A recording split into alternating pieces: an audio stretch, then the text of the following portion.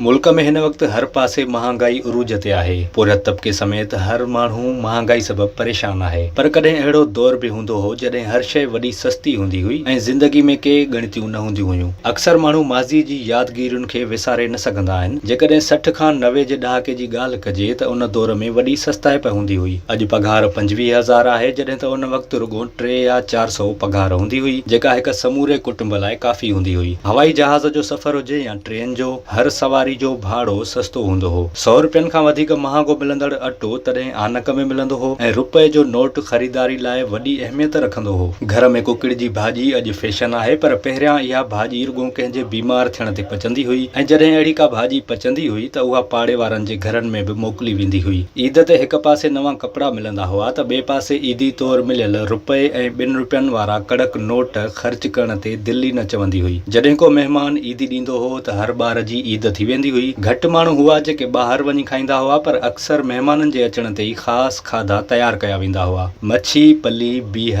साग ऐं ॿिया ताम पचाए महिमाननि जी दावत कई वेंदी हुई। मोकलनि जे ॾींहंनि में माण्हू पंहिंजे माइटनि वटि तरसण वेंदा हुआ ऐं वेझड़ायूं वधंदियूं रहंदियूं हुयूं। हिक घर में शादी थींदी हुई त सॼो ॻोठ तयारियुनि में रहंदो हो ऐं कंहिं फोतगी थियण ते ॻोठ जा माण्हू सभु इंतज़ाम कंदा हुआ ऐं कंहिं ते को बार न पवण ॾींदा हुआ। औरतूं सोशल मीडिया खां अॻु पंहिंजा घर सिंगारण में रुधल रहंदियूं हुयूं। ॿारनि जा कपिड़ा सिबण, भर्थ भरण, तॾा ठाहिण समेत ॿिया हुनर आम हुआ। गर्मियुनि में नींगरनि जी टिकण कराई वेंदी हुई ऐं छोकरनि जा हिक जहिड़ा कपिड़ा पाइण बि आम हूंदो हो। स्कूली शागिर्द हमेशा नारंगी रंग जी वर्दी में स्कूल वेंदे नज़र ईंदा हुआ, जॾहिं त रांदियुनि जूं सरगर्मियूं जीअं मल्ह, कोॾी कोॾी ॾिकी ॾकर, वॉलीबॉल, वंझवटी, फिर सोटो, सट कुट ऐं अख बूट खेॾियूं वेंदियूं हुयूं।